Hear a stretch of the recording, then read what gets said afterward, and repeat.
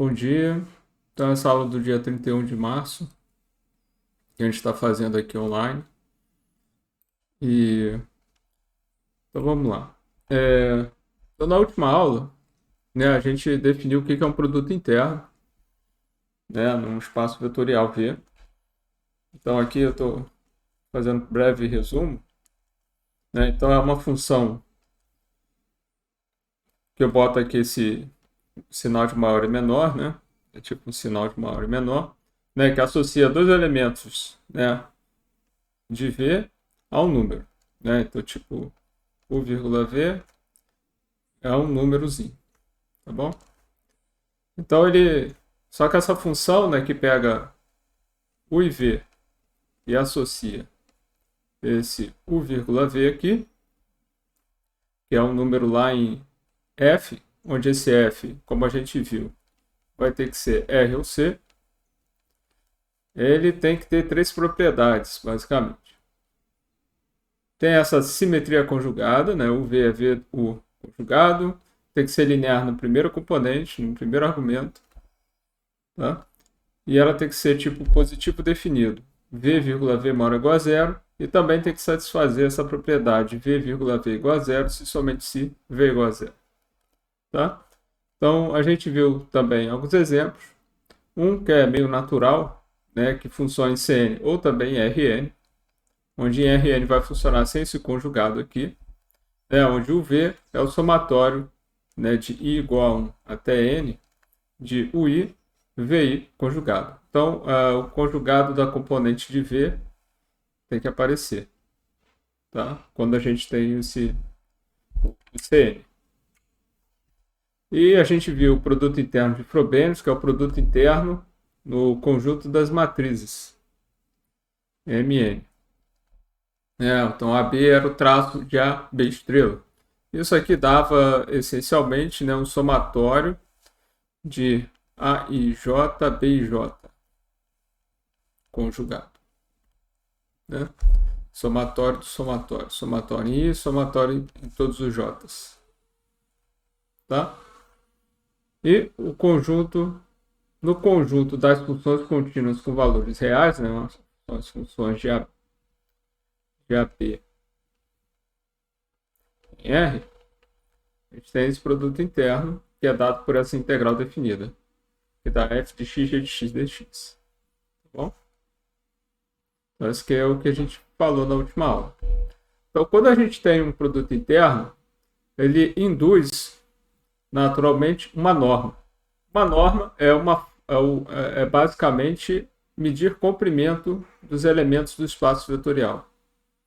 É uma forma de você medir elementos. Assim como você tem um vetor, né, no Rn, esse comprimento, né, do vetor V a gente chama de norma de V. Tá? Então, a ideia é essa, de norma. E vai ser uma norma porque quando você faz V com V, sempre é maior ou igual a zero, né? Então, é meio natural. A norma, né, que a gente chama de norma induzida pelo produto interno, tá? Ela é, então, essa função, que pega um elemento de V e leva um número real, no qual a norma de V é a raiz quadrada do produto interno de V com V. Né? Então, como o produto interno tem algumas propriedades, como a gente falou ali, isso leva a seguinte. Por exemplo, a norma de V é maior ou igual a zero. Por quê? Porque esse cara sempre é maior ou igual a zero. V com V. A norma de V vai ser igual a zero se somente se V é igual a zero, por causa também daquela propriedade aqui que a gente tem. Tá? E também é possível mostrar que αV é módulo de alfa norma de V, se alfa é um número no corpo F, né? Seja um número real ou seja um número complexo. Vai dar o módulo de V, norma de V. É só você, né, usar a linearidade, né, as propriedades do produto interno, que você vai obter isso aqui também. Tá? Então a norma tem essas propriedades aqui. Então, com isso, no Rn ou em Cn, como é que fica a norma induzida por aqueles produtos internos que nós acabamos de falar? Ficaria assim, a norma de V vai ser a raiz de V com V, que é o somatório de igual a 1 de VI, VI conjugado. VI conjugado, a gente lembra, é módulo de VI ao quadrado, que vai dar então isso aqui. Essa norma é conhecida como a norma euclidiana, que é a norma conhecida no RN, né? Você já deve ter visto essa norma. Com certeza já viram no R2 e no R3. Né? E é a mesma coisa para o RN ou em CN. Né? Normalmente, em RN, fica só VI ao quadrado, porque não precisa da norma. Mas quando a gente está em C, né, números complexos, você tem que colocar esse módulo aqui. Módulo, né, que seria o módulo do número complexo VI. Tá?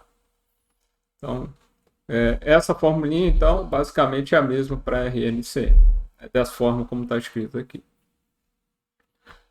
O produto interno de Frobenius, ele também induz uma norma, que seria então a norma de Frobenius. Que tradicionalmente você coloca lá, né, a notação de norma e bota um símbolozinho F grande aqui embaixo para dizer que é a norma de Frobenius. Então, a norma de Frobenius vai nos dar o quê? O traço de A estrela, raiz quadrada, que vai dar o quê? Pelo que a gente viu ali atrás. Vai dar somatório em I e em J de módulo de AI J ao quadrado, né? Porque vai ter que dar AIJ, BIJ, né? Conjugado. Então, isso vai dar o módulo de AIJ ao quadrado. Raiz quadrada. Né? Então, nota que isso aqui é muito parecido com essa norma euclidiana lá em cima. Né? Seria o análogo dessa norma euclidiana. Tá bom? E você naturalmente mede também o comprimento dos vetores, né, no espaço das funções contínuas. Também é possível. Ou seja, a norma de uma função. O que é a norma de uma função? Então, é a raiz quadrada do produto de f com f, que é a raiz quadrada então dessa integral de a até b de f de x ao quadrado dx. Então, isso é uma norma. Tá bom?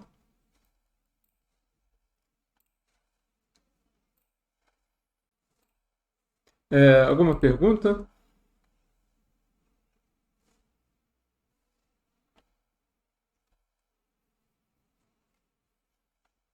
Sem perguntas? Tá bom. Um teorema importante em álgebra linear, né, especialmente, né, em produto interno, é sobre resultados de desigualdades, também são importantes para demonstrar teoremas de convergência em métodos numéricos. Tá? Então, uma desigualdade muito conhecida é chamada desigualdade de Cauchy-Schwarz. Essa desigualdade diz que aqui faltou um negocinho. Que o módulo do produto interno de V com W é menor ou igual à norma de V, norma de W. Tá bom? Então, essa é uma desigualdade bem conhecida chamada desigualdade de Cauchy-Schwarz. E essa desigualdade, né, na demonstração, né, se você estende a demonstração, você vê ainda o seguinte, que a igualdade é válida, ou seja, o módulo desse produto interno é igual à norma de V, norma de W, se somente se V e W são colineares. Né? Ou seja, colinear quer dizer que tem a mesma direção, ou seja, V é tipo alfa W. Né? Colinear. Né? É o múltiplo escalar do outro. Tá? Isso aqui é muito parecido com o que você tem lá em RN, né? Porque o produto de V com W no RN é definido em alguns lugares como a norma de V, norma de W, cosseno de θ. Quando V e W são colineares, quer dizer que isso aqui dá o cosseno de zero, né? Porque o ângulo entre eles fica zero. Então aqui daria 1. Então daria VW igual a norma de V, norma de W. Então faz sentido exatamente com relação lá ao RN. Né? É muito semelhante. Tá bom? Então isso também é válido. Mesmo em espaços, né, gerais. Tá bom? Nós não vamos demonstrar, tá bom? A gente vai... Mas essa é uma desigualdade importante, né, para a gente conhecer. né, a desigualdade de Cauchy-Schwarz. Tá bom? Beleza. Então agora vamos entrar num assunto chamado ortogonalidade. Né? A gente já viu, né, o que é ortogonalidade em R2, em R3, né, que basicamente é o conceito de ser perpendicular. E aqui a gente pode então fazer uso do produto interno para definir a ortogonalidade. Então, se vem um espaço com produto interno, dois vetores V e W, eles vão ser ortogonais, né, a gente vai definir assim, quando o produto interno de V com W é zero. Tá? Isso é uma definição. Tá? A gente está definindo dessa forma. Né? Porque, naturalmente, isso vale no R2, no R3, no Rn. Então, é natural que então, o produto interno seja igual a zero quando os vetores são ortogonais. Tá? E uma outra definição que vai ser bem útil, né? Porque, bom, a utilidade dos vetores serem ortogonais tem a ver com o fato de que obter os coeficientes dos vetores em uma base fica muito mais fácil. Né? Lembra que você normalmente decompõe um vetor V como combinação linear dos vetores da base, né? Uma base V1 até Vn. Então, normalmente você faz essa decomposição. E aí você tem, quando você faz essa decomposição, né, escrever V como combinação linear dos vetores V1, V2, Vn, você precisa descobrir quem são C1, C2 e Cn. Quando a sua base é tal que os vetores têm uma certa propriedade de ser 2 a 2 ortogonais, né? Ou seja, V1 ortogonal a todo mundo, ao V2, V3 até Vn, V2 ortogonal a todos os outros e assim por diante, então esses coeficientes aqui ficam muito mais fáceis de serem calculados. Tá? Então isso é bem interessante. Então a gente faz uma definição, né, que os vetores, né, dado um conjunto de vetores B, a gente vai dizer que esse conjunto de vetores é mutuamente ortogonal quando quaisquer dois vetores desse conjunto diferentes, né, distintos, eles são ortogonais. Então, se você pegar dois elementos aqui desse conjunto de vetores e eles são diferentes, eles têm que ser ortogonais. Então, isso aí vai nos simplificar, né? Quando esse B for uma base, tá? O cálculo desses coeficientes fica muito mais fácil. Tá bom? Beleza? Por exemplo, o conjunto no R3, né, um exemplo aqui óbvio, o E1, E2, E3, né, os três vetores da base canônica do R3 são mutuamente ortogonais. Né, porque, né, você pegar E1 com E2 é ortogonal, o E1 com E3 é ortogonal, o E2 com E3 também é ortogonal. Tá bom? Então vamos ao teorema. Primeiro teorema, né, o que a gente quer fazer aqui. Então, se B é um conjunto mutuamente ortogonal, né, de vetores não nulos, então B tem que ser linearmente independente. Né? Então vamos fazer a demonstração, porque ela nos dá uma indicação de algumas coisas, né, para trabalhar com B. Só uma observação. Aqui, B, a princípio, pode ser finito ou não.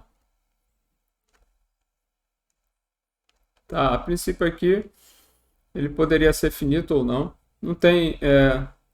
Para mostrar que é linearmente independente, quando o conjunto não é finito, a gente lembra que eu pego uma quantidade de vetores finitos, né, em B. Né? Eu pego K vetores em B, né, quaisquer, e vejo que ainda é LI. Né? Qualquer quantidade finita de vetores em B tem que ser linearmente independente. Então eu faço isso. Então digamos que sejam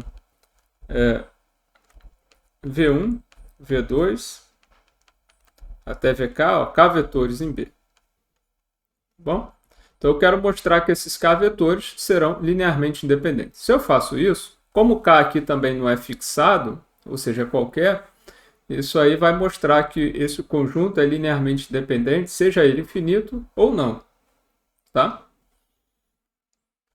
Bom, sendo eles, então, um conjunto K vetores em B, e eu quero mostrar que eles são linearmente independentes, então eu quero fazer a combinação linear deles que dê zero, ou seja, sejam C1, C2 até CK em F, tais que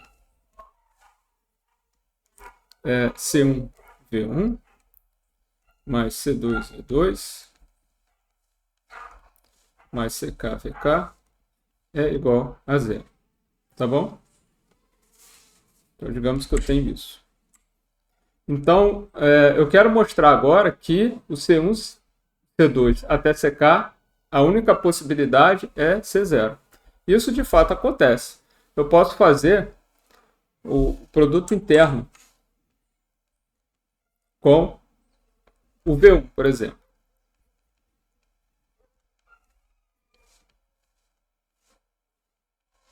Interno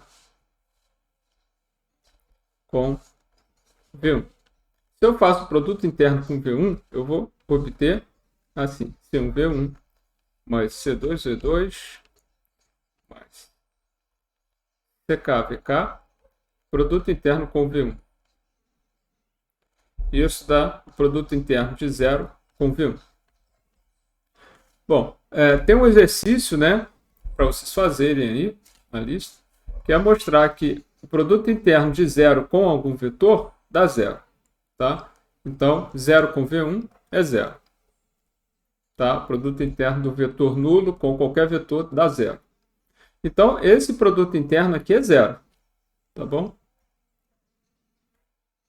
Agora, nota o seguinte. Se eu faço... então, isso aí vai dar o seguinte, né? Então, eu uso a linearidade aqui, vou usar a linearidade aqui nesse cara para escrever o seguinte. Vou escrever aqui assim. Ó. Então, isso vai dar C1, produto de V1 com V1, mais C2, V2 com V1, mais CK, VK com V1. E isso dá 0. Agora, como os vetores de B são como B é mutuamente ortogonal, tá? Mutuamente ortogonal. Qualquer dois vetores dele diferentes tem que ser ortogonal. O que acontece? V2 com V1 tem que dar 0. V3 com V1 tem que ser 0. VK com V1 tem que ser 0. Só isso aqui não dá 0. Certo? Só isso aqui não dá 0. Né? E os vetores são não nulos. Né? Também é dito isso. Então, o que eu tenho aqui, ó, V1 com V1, ele não é 0. Tá? V2 com V1 é 0. E VK com V1 também é 0. Então, na verdade, o que eu obtenho no final é que C1, V1, V1 é 0. Como esse aqui não é 0, a única possibilidade é que C1 é igual a 0. Tá?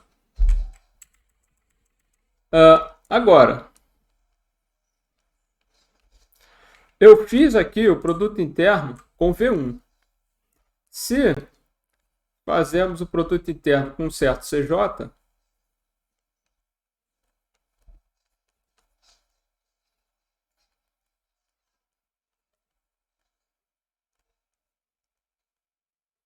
CJ, né, J aqui, um elemento aqui, né, de igual a 1, 2 ou K, né, algum deles aqui. Então, o que a gente vai obter? Da mesma forma que eu obtenho que C1 é igual a 0, eu vou obter que CJ é igual a 0. Tá? É só repetir a mesma conta aqui. Né? E aí a única coisa que vai aparecer vai ser VJ, VJ, CJ, dando 0. E aí você obtém que CJ é igual a 0. Logo, B é linearmente independente. Tá bom? Perguntas?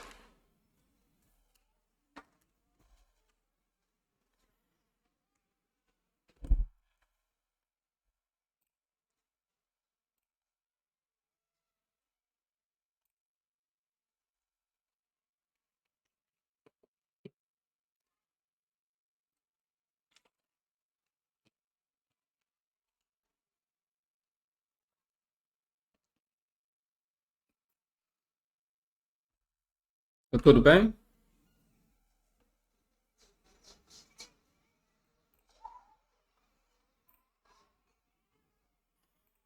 Vou continuar então, hein? Então vamos a um exemplo. Fazer exemplo. Vou mostrar aqui.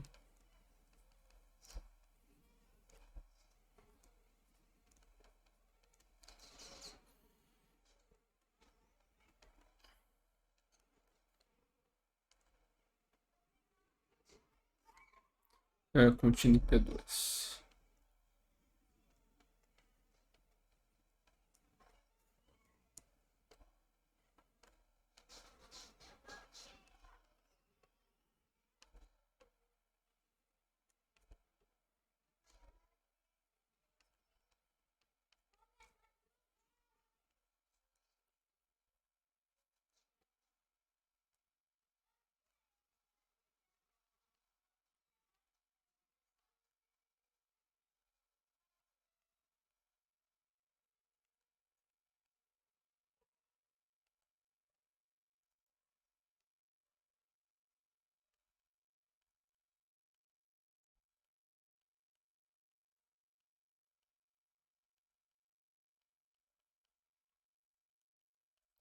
Então vamos ver que esse conjunto então agora de 1x, 2x² menos 1, que está em P2, é um conjunto mutuamente ortogonal com respeito ao produto interno que a gente já conhece. Aqui a gente está olhando polinômios, considerando que o domínio dele é menos 1. Então por isso que a gente faz a integral de menos 1 aqui, tá? Então esse menos 1 aqui, ele leva a essa integral daqui, entende? Para vocês acostumarem com esse tipo de coisa. Né? É comum a gente restringir o domínio, e a gente diz o espaço aqui também, tá bom? Então, o que eu preciso mostrar? Eu preciso mostrar que 1 com x dá 0. Eu preciso mostrar que 1 com 2x² menos 1, produto interno, dá 0. E o x com o 2x² menos 1 também é igual a 0. Tá bom? Então, na verdade, quando você for ver aqui, o problema só é calcular uma integral.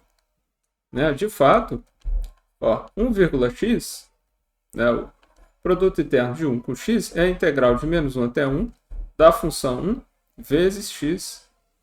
Tá bom? Opa, aqui faltou um negócio, né? Para esse caso daí eu preciso fazer uma coisa, eu sabia que estava faltando. Faltou aqui um negócio no produto interno. Ok. O produto interno que a gente vai usar aqui é tipo um peso que é feito, tá? Quando a gente trabalha com alguns polinômios, tá bom? Então é só tem essa função aqui embaixo que funciona como um peso, tá? Esqueci desse pedacinho aqui. Então a gente vai ter 1x sobre 1 menos x². Tá bom? Eu não vou fazer aqui, então isso aqui vai dar tipo a integral de menos 1. Então 1 vezes x é x, x sobre raiz² de 1 menos x² dx. Aqui você faz uma substituição trigonométrica, né? Essas integrais aqui, por causa dessa divisão aqui, por esse peso, né? Por essa função, aí você usa uma substituição trigonométrica, tá? Eu não vou fazer todas as etapas, né? Então, a princípio, isso aqui vai dar como resultado, né, a parte da integral indefinida, vai dar menos raiz quadrada de 1 menos x quadrado. Tá bom? E aí, você vai substituir o x de menos 1 até 1. E aí você vê que quando você substituir 1 aqui, ó, vai dar 1 menos 1, 0. Então dá 0. Certo? Menos o quê? Aqui também vai dar 0, porque menos 1 ao quadrado dá 1. Então vai dar 1 menos 1, 0 também. Então isso aqui vai dar 0, que é o que a gente queria mostrar, né? Tá bom?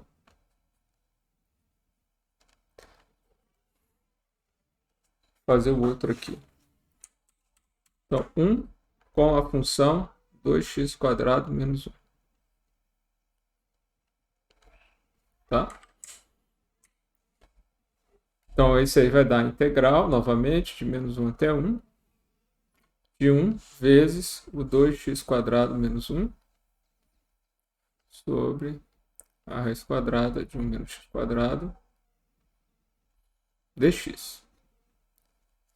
E vai dar também como resultado, vai aparecer também o mesmo tipo de termo. Vai dar x raiz quadrada de 1 menos x². De 1 menos 1 até 1, que novamente vai dar assim. Aqui vai dar 1 vezes 0, porque 1 menos 1 novamente vai dar 0. Aqui vai dar menos 1 aqui, e aqui vai dar 1 menos o menos 1 ao quadrado. Menos 1 ao quadrado é 1, e aí novamente, como acima, vai dar 0, e aí dá 0 no final. Perguntas aí? Falta só um produto interno agora, e aí conclui, né? Falta fazer esse aqui, né?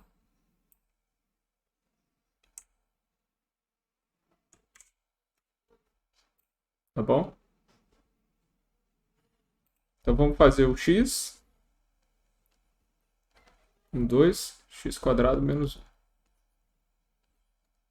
Então, essa é a integral de menos 1 até 1 de x vezes 2x² menos 1 sobre a raiz quadrada de 1 menos x² dx. Então, isso aqui vai me dar... A gente vai ter menos 2x² menos 1 sobre 3, que multiplica a raiz quadrada de 1 menos x².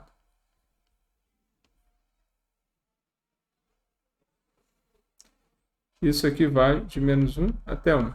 Aí, novamente, esse termo daqui, o que vai dar? Aí vai dar 0 menos 0, novamente. E aí, dá 0. Tá bom? Logo, B é mutuamente ortogonal.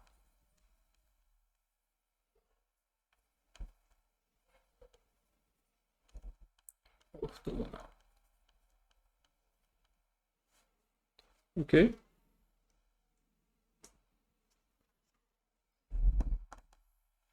Perguntas?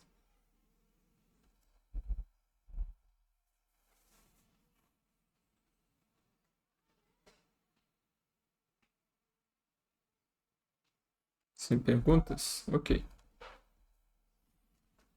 Vamos falar aqui de um outro conjunto que também é bem comum, que é...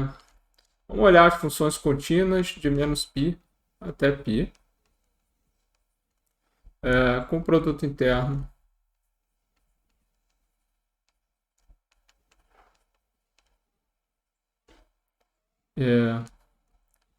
que a gente já conhece, que é a integral de menos π até π de f de x, g de x dx. Tá? Então, seja P1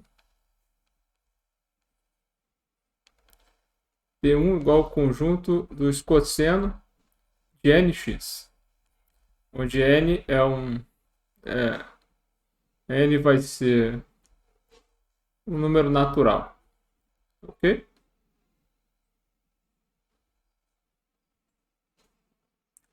E D2, o conjunto de seno de nx, onde n aqui é um número natural não nulo. Okay? Então, quem seria o B1? B1 é tipo, quando n igual a 0 dá 1, aí vai ter 1 cosseno x, cosseno de 2x, e assim por diante, tá? E B2 vai ser o seno de x, porque o n não vai ser 0, tá? Seno de 2x e etc. Okay? Então, é possível mostrar que e bota B igual a B1 união B2. Ok? Então, em análise de Fourier, em série de Fourier, a gente usa esses tipos de funções. Tá? Em separação de variáveis, né? Tudo isso a gente usa esse tipo de funções. Então é possível mostrar o seguinte: B1 é mutuamente ortogonal.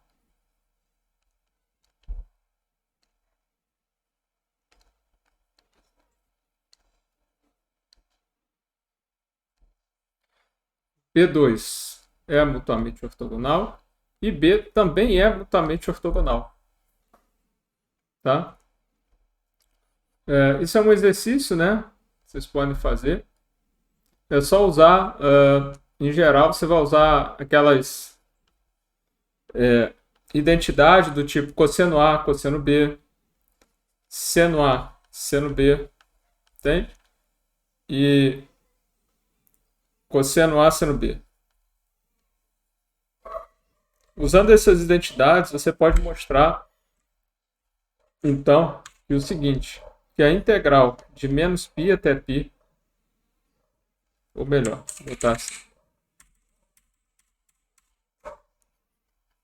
que cosseno de nx, cosseno de mx, né, que se n é diferente de m, né, ou seja, o cosseno de nx é diferente do cosseno de mx, isso é a integral de menos π até π de cosseno de nx, cosseno de mx dx, isso é zero.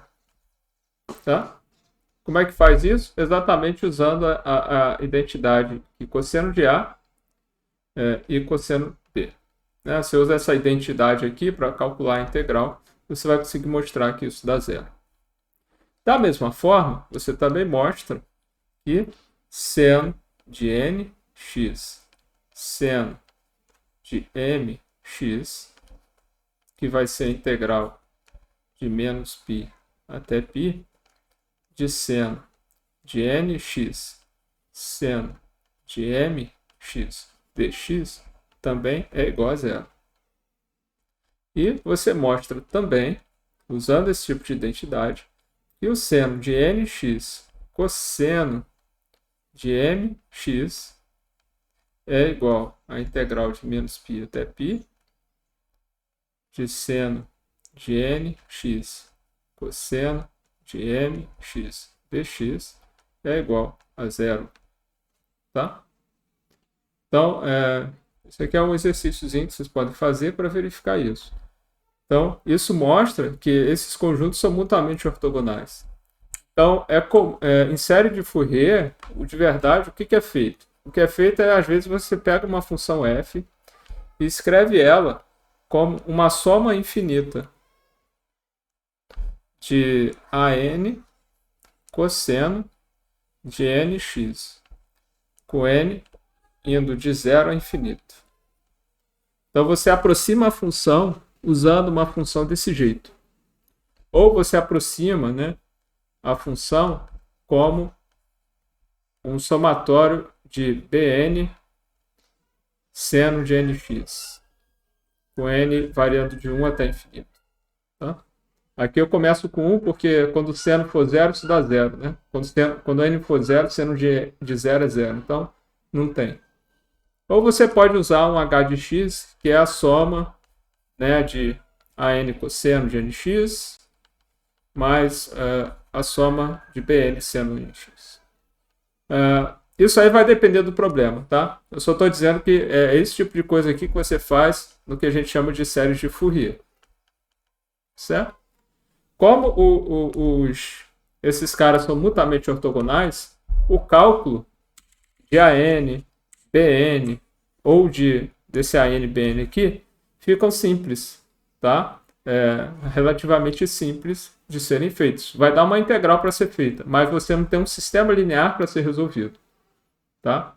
Você não tem que resolver um sistema linear como necessitaria se fosse uma base normal. A gente vai falar disso ao longo aí do curso, tá? Perguntas, pessoal?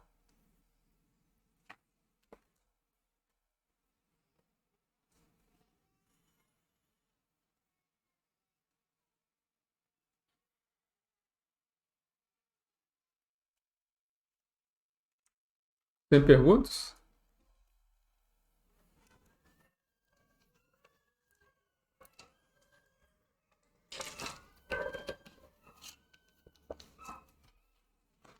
Então tá. Eu vou dar continuidade.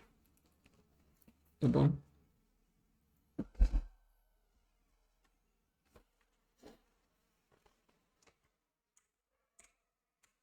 Beleza.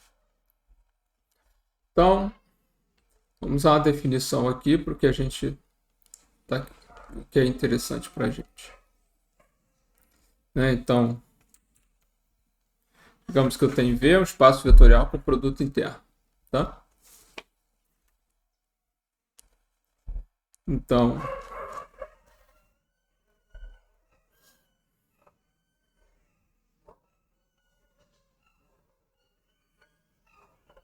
e seja B uma base de V. Tá? Então, eu tenho duas coisas. Dizemos que B é uma base ortogonal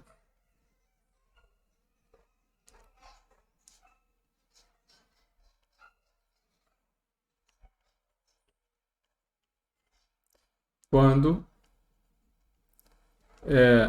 quaisquer dois elementos são ortogonais. Ou seja, quando VW é igual a zero. Para todo VW em B distintos, né? Então, ou seja, 2 a 2 são ortogonais, ou seja, basicamente B é mutuamente ortogonal. Né? Então, o que a gente está dizendo aqui é que B é mutuamente ortogonal.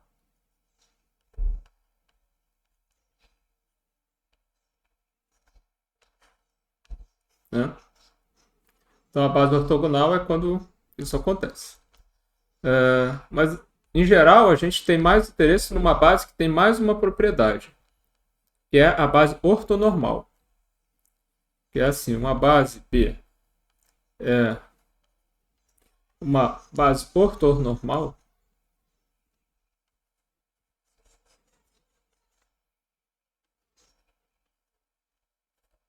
tá? Quando exatamente vale que VW igual a zero, né, para todo VW em B, é a propriedade de cima, né? Mas também que a norma de V é igual a 1, né, para todo Vzinho em B. Né? Então, adicionalmente, o comprimento de cada vetor é 1. Então, por isso que é chamado ortonormal, né? Tá bom? Então, é uma... E essa aqui é a base que a gente tem mais interesse em trabalhar. Tá bom?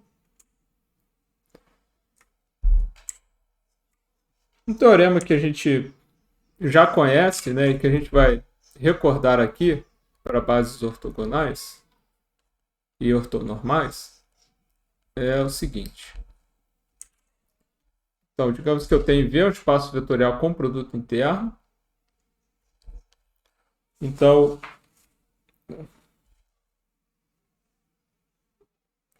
e se V tem dimensão finita,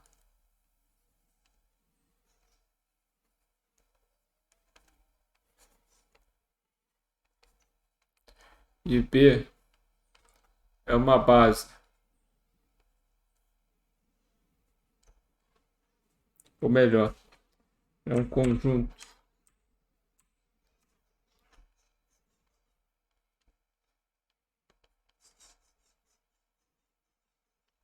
mutuamente ortogonal.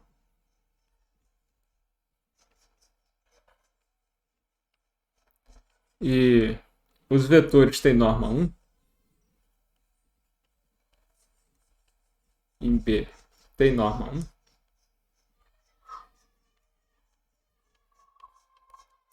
Então, vale o seguinte. B é uma base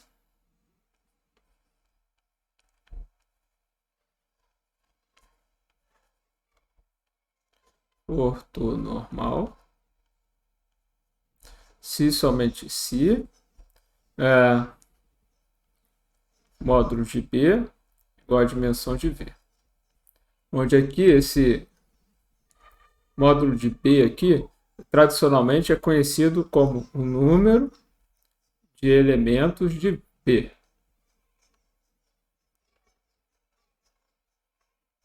É um jeitinho que a gente usa para dizer o número de elementos de um conjunto, tá? Então, nesse caso aqui, como B é um conjunto, módulo de B significa o número de elementos de B.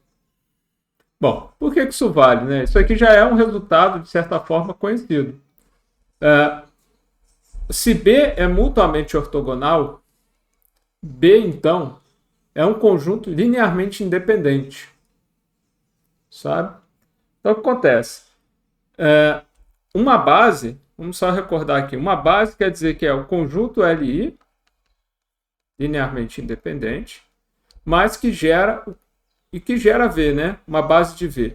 É um conjunto Li que gera V. Bom, se o conjunto já é Li, só falta verificar que ele gera o espaço. Bom, se é uma base, já gera. Beleza. E aí isso significa que a dimensão de V tem que ser a quantidade de elementos dessa base. Entende? Desse conjunto gerador. Tá bom? Então isso já sai imediato. Né? Sai de alguns resultados também de linear A, esse tipo de coisa. Agora, se o módulo de B é igual à dimensão de V, por teorema de álgebra linear, né, se você tem um conjunto dentro de V cuja quantidade de elementos é a dimensão do espaço, então esse conjunto tem que gerar o espaço. Portanto, vai ser uma base. Tá? E vai ser uma base ortonormal, por quê? Porque B é conjunto mutuamente ortogonal e os vetores têm norma 1. Tá? Então, isso aqui é só um resultado, né, que, na verdade, já é feito antes. Né? A única coisa que a gente adicionou aqui é o fato de ser ortogonal. E os vetores ter norma 1. Né? Ser mutuamente ortogonal e os vetores terem norma 1. Tá bom? Mas é um resultado interessante para a gente, né? Para deixar claro o que a gente, em alguns exemplos, o que a gente quer fazer. Tá?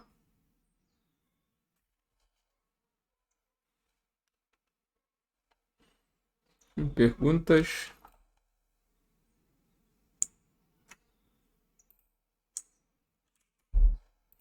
Sem perguntas? Então vamos fazer um exemplo.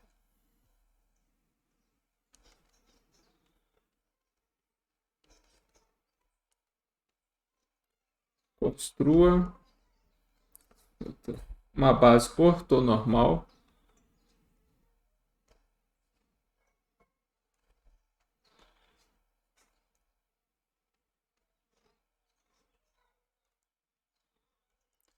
de P2 menos 1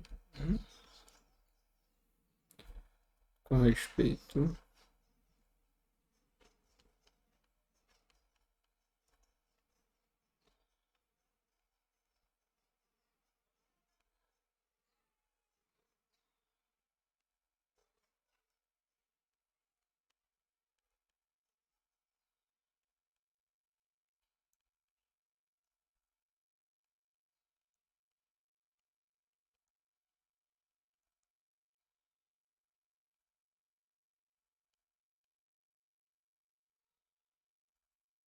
Vamos fazer isso aqui. Nota que a gente já viu o seguinte. Aqui no exemplo anterior. A gente já viu que o 1x e 2x² menos 1 é mutuamente ortogonal.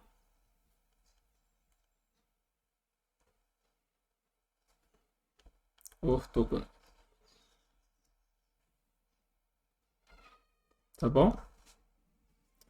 Então, assim, o que eu preciso para obter uma base ortonormal de P2?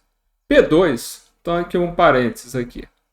P2 tem dimensão o quê? Qual é a dimensão de P2? A dimensão de P2 é 3. Então, a base tem que ter 3 vetores.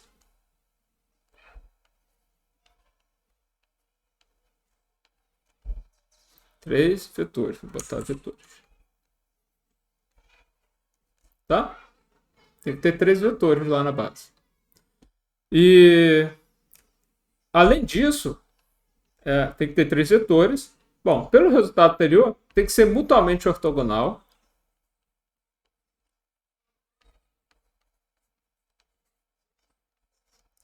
E tem que ter a norma dos vetores igual a 1. Então é isso que eu tenho que ter, né? Vamos recordar. Bom, pois bem. Aqui, quantos elementos tem? Tem 3 vetores. Tá? Agora, até aí tudo bem. Esses vetores são mutuamente ortogonais. Mas falta isso aqui. Eu acho que falta isso aqui ainda. Vamos calcular a norma dos vetores, mas isso aqui deve faltar. Se faltar isso, o que eu vou precisar fazer? Eu vou precisar normalizar os vetores. Tá? É tipo mudar o tamanho deles, né? A direção não muda, mas se eu mudar o tamanho para ficar com tamanho igual a 1, aí eu resolvi o problema. Tá bom? Perguntas?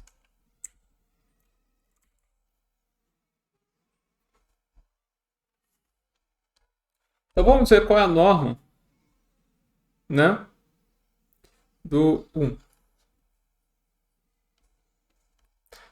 Então eu vou usar essa produto interno, tá? Então eu vou ter norma do 1 é a integral de menos 1 até 1 de 1, né? Vai ficar 1 ao quadrado dá 1 sobre raiz quadrada de 1 menos x². Dx. Então dá a raiz quadrada desse cara. Isso aqui vai dar, eu não vou fazer a conta, vai dar raiz quadrada de π. Tá? Então, isso aqui não é igual a 1. Então, o que eu vou ter que fazer? Eu tenho que normalizar esse vetor usando esse fator aqui que eu obtive. Tá? É uma coisa que a gente faz já em geometria analítica, essas coisas. A mesma coisa eu faço com o x. Né? Qual é a norma do x? Norma de x, novamente, raiz quadrada da integral de menos 1 até 1. De agora vai ser x² sobre raiz de 1 menos x² dx. Aí você faz a conta, né, dessa integral aí. Ok? Isso vai dar a raiz de π sobre 2.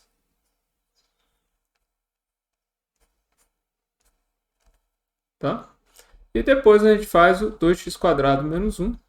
Novamente, a norma dele vai dar a raiz quadrada da integral de menos 1 até 1. Aqui vai ser 2x2 menos 1 ao quadrado sobre raiz de 1 menos x² dx. Quanto dá isso? Também vai dar raiz de π sobre 2.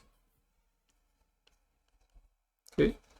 Então, defina o seguinte. C igual ao novo conjunto, né? Então, eu quero normalizar a função 1, né, por esse fator aqui. Então, o que eu tenho que fazer é 1 sobre raiz quadrada de π. Entende? Quando eu fizer isso aqui, esse cara aqui, a norma desse novo sujeito vai ser 1. Né? Por quê? Vou fazer um parênteses aqui novamente. Porque assim, ó, a norma de 1 sobre raiz de π é o quê? Vai ser... Lembra que a gente falou que a norma de αv é módulo de alfa, norma de v? Então, é o que vai acontecer aqui. Ó. Raiz de π é um número. Então, você pode botar 1 sobre raiz de π para fora e continua com a norma de 1. A norma de 1 é raiz de π. Então, isso vai dar 1. Entende? Mesma coisa você faz com a função x. A mesma coisa você faz com outra função. Então, vai ficar 1 sobre raiz de π. X sobre esse cara daqui vai dar o quê? Então, eu vou inverter aqui. Vai ficar 2 sobre π, raiz quadrada, vezes a função x. Tá? Isso aqui é 1 sobre esse cara daqui, é o inverso dele. E também faço o mesmo com esse outro. 2 sobre π, raiz quadrada dele, vezes a função, que é 2x2 menos 1. Então, o que eu fiz aqui? Eu normalizei os 3 vetores. Tá bom? Perguntas?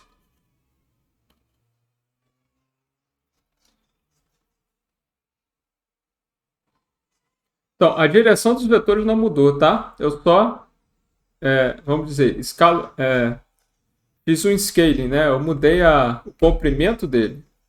Né? Eu fiz uma normalização, na verdade.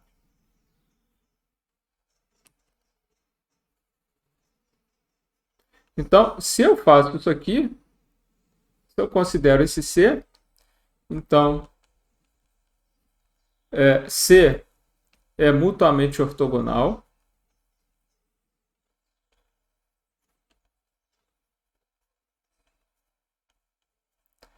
E os vetores têm norma 1.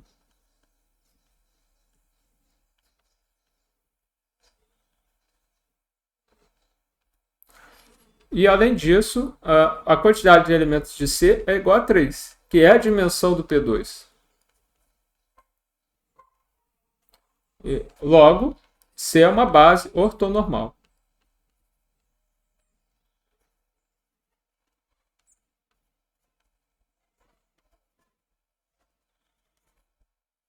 Do P2 aí.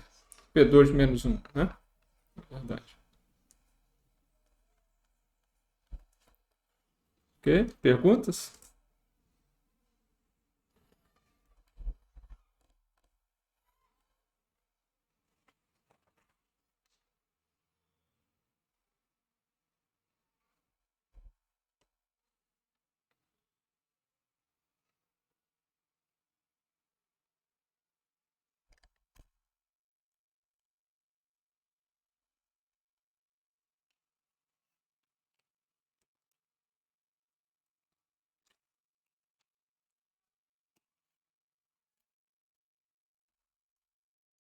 Tem perguntas, pessoal?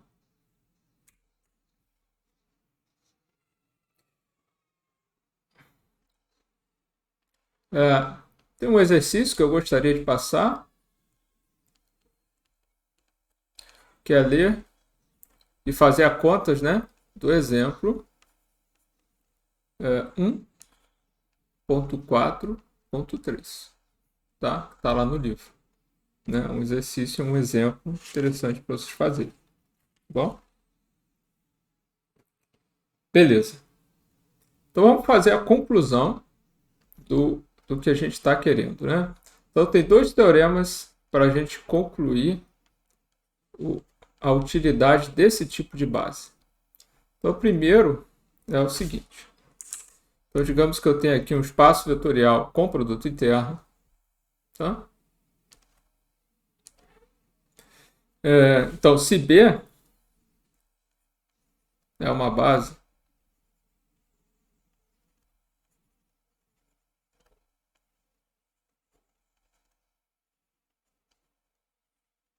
ortonormal de V, então o produto interno de 2 vetores V e W é o produto escalar, né, do vetor do Fn V vezes o produto escalar aqui, entende? Vezes o W na base B. Para todo V, W em V. Entende? Então, Que vetor é esse aqui? É o vetor de coordenadas. Né? Estou lembrando. Aqui. Então, o produto interno, quando você tem uma base ortonormal, você pode ver o produto interno aqui como o produto escalar dos vetores de coordenadas. Entende? É como se fosse o produto, né, dos vetores de coordenadas. Seja qual for, mesmo que seja aqui um espaço que seja de funções, tipo o P2 ali que a gente acabou de ver. Né? Ele pode ser visto como isso. Né? Então vamos ver por quê, né? Por que que isso é verdade? Então vamos escrever esse cara. Então, vamos fazer o seguinte, né? Faltou só uma coisa aqui, né? V, espaço com produto interno e dimensão finita, né? E dimensão finita. Faltou isso. Porque para eu fazer o vetor de coordenadas, a dimensão tem que ser finita, né? Bom, faltou esse detalhe aqui.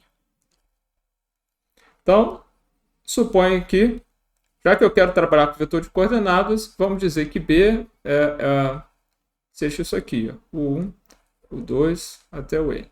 Né? Então, dimensão N para o espaço. E sejam V e W vetores lá. Vetores em V. Tá? Então, existem, né?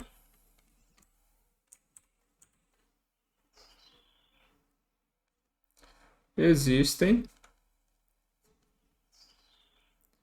C1 até Cn, D1 até Dn, todo mundo em F, né? Seja lá qual é o corpo, tais que o V vai ser C1, o 1, mais C2, o 2, mais Cn, o N. E W vai ser D1, o 1, mais D2, o 2, mais Dn, o N. Né? Por quê? Porque B é uma base, né? E você tem vetores de V e W no espaço lá. Então você tem isso. Nota que, bom, se você tem isso, só recordando, então o vetor de se V é desse jeito, o vetor de coordenadas de V na base B é exatamente o vetor C1, C2, Cn. Né? Esse é o vetor de coordenadas de V. E o vetor de coordenadas de W é exatamente você fazer o vetor D1, D2, Dn. Né? Esse é o vetor de V de coordenada de V e esse é o vetor de coordenadas de W. Tá bom? Beleza. Então vamos fazer o produto interno. Né? E vamos usar a propriedade. O que é o produto interno de V com W? O produto interno de V com W é C1, o 1, até Cn, o N.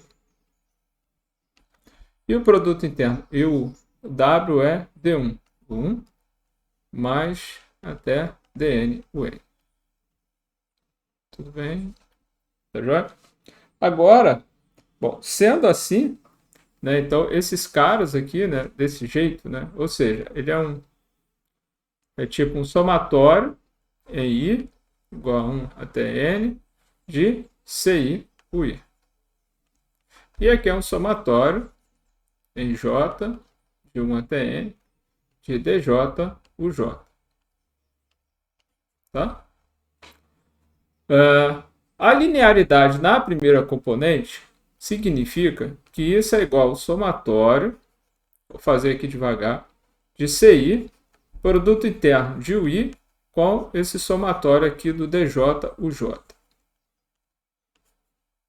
Né? DJ igual a 1 até N e I igual a 1 até N. Agora, isso aqui é igual ao quê? É um somatório. Esse cara daqui vai ter N termos aqui que agora você pode usar a linearidade na segunda componente. A linearidade na segunda componente, então, vai me dar isso aqui. Vai dar outro somatório aqui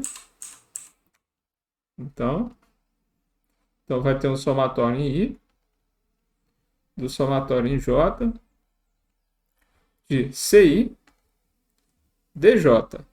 Só que esse DJ agora tem que aparecer um conjugado, né? Porque está na segunda componente.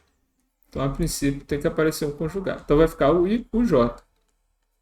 Só que, veja, se I diferente de J, o I e o J é zero. Porque é mutuamente ortogonal. Certo? Então, esse cara vai me dar um somatório, vamos dizer, é I, igual a 1 até N, de CI, DI, conjugado, UI, vírgula, UI. Tá bom? Só que esse cara vale 1 também, porque a base é ortonormal. Então, a norma dos vetores é 1. Então, aquele cara dali é 1. Então, isso vai me dar um somatório de CI, DI, conjugado, de I igual a 1 até N. Só que isso daqui é exatamente o produto interno. Esse treco daqui é o produto do V na base B vezes W na base B. Essa coisa que está aqui. Né? Porque ó, V na base B é C1C2CN e W na base B é D1D2DN. Esse aqui é o produto escalar do CN. Né? Produto escalar, né? O produto interno em CN. Tá bom? Então dá isso daqui exatamente. E aí está aprovado, né? Na verdade, o que a gente queria.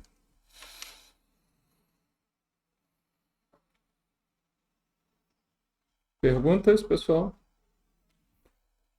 Alguém quer perguntar?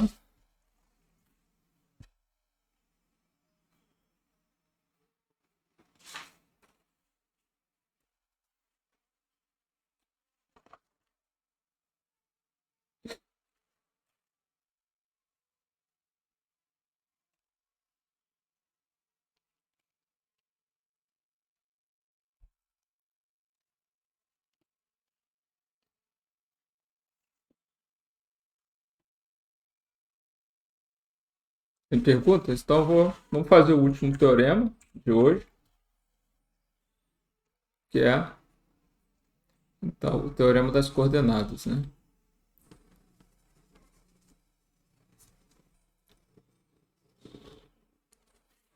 Tipo, coordenadas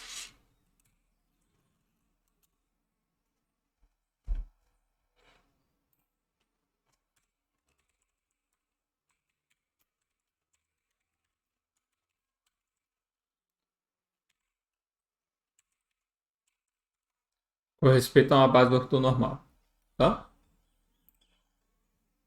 Então, como é que é? Como que é isso? Você já vê?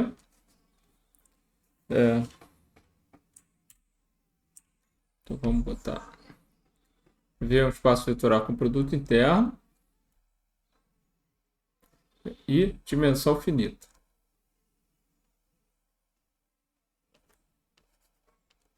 Bom, espaço vetoral com produto interno e dimensão finita. Então, se B igual ao 1, o 2 até o N é uma base B, uma base ortonormal, faltou isso.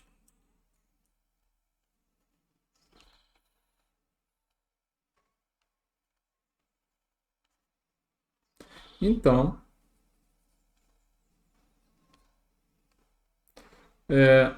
o vetor de coordenada de V na base B, ele vai ter uma cara bem particular. Ele vai ser o V, produto interno com o 1, V, o 2, até V, o N. Então, veja, o vetor de coordenadas ele é bem simples de ser calculado quando a base é ortonormal. Tá? Essa é a primeira coisa muito importante da gente observar. Como a base é ortonormal, a gente pode fazer isso. Né? Então, vale isso aqui para qualquer vizinho em B, em V. Né? Tá? Como é que a gente vê isso? Também não é nada elaborado, tá bom? Então, digamos que eu tenho V lá em Vzinho em V grande. Né? Então, existem, né? C1 até Cn, tais que em F, né? Tais que esse V, né? Porque B é uma base, né? Então, existem tal que C1, V é C1, U1, mais C2, U2, mais Cn, UN. Certo? Eu sei que o seguinte, eu sei que V1, U1 está na posição do C1, né? Ou seja, o V na base B, se eu faço essa decomposição, quer dizer que V na base B é C1, C2 até Cn, né? Lembrando de vetor de coordenadas, por definição. Então, tem que descobrir quem é C1, C2, Cn. Então, o que eu faço é o seguinte, faz o produto interno com 1. Então, fazemos o produto interno com o 1.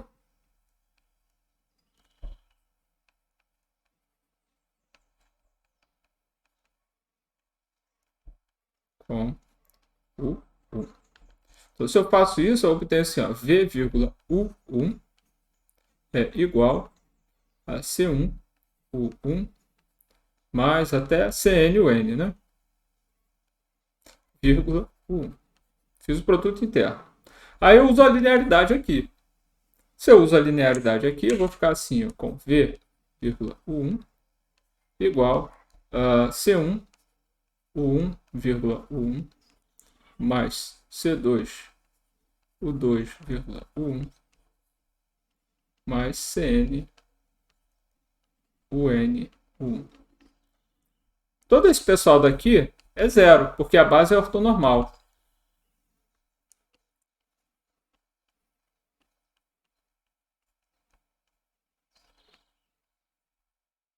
Tá?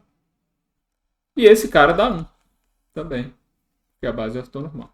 Então isso dá C1. Ou seja, a gente obtém que C1 é igual a V,U1.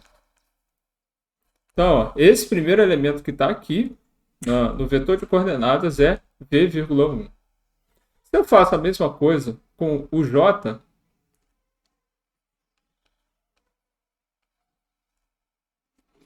fazendo o produto interno com o J, a gente vai obter de modo análogo assim. Vou fazer V, o J. Aí vai dar o quê? Vai dar essa soma daqui. Ó. Vai dar um somatório de C I, UI, o J. Né? O somatório de I igual a 1 até N. Que vai dar, então, o quê? O I com o J dá zero, exceto no J. Né? Então vai dar ó, CJ, o J, o J. E esse o J é igual a 1, então isso dá CJ. Ou seja, se eu faço o produto com o J, eu obtenho que CJ é igual a V, o J. Então, o que a gente acaba de verificar é que esse V na base B é exatamente esses vetores. Né? Ou seja, então, V na base B é exatamente esse cara. É tipo, é o V,U1, V,U2 até V,UN. Tá? Então, isso simplifica a obtenção dos coeficientes que fazem a decomposição do vetor na base. Né? Ou seja, como que eu obtenho o vetor de coordenadas? Tá? Então, isso simplifica muito quando a base é ortonormal. Eu só preciso fazer esse produto interno. Nota que para obter esses coeficientes, a princípio, você teria que resolver um sistema linear. Mas se a base é ortonormal, o que a gente está vendo agora é que, na verdade, eu só preciso calcular um produto interno. Tá? Então, é isso. Vocês têm perguntas?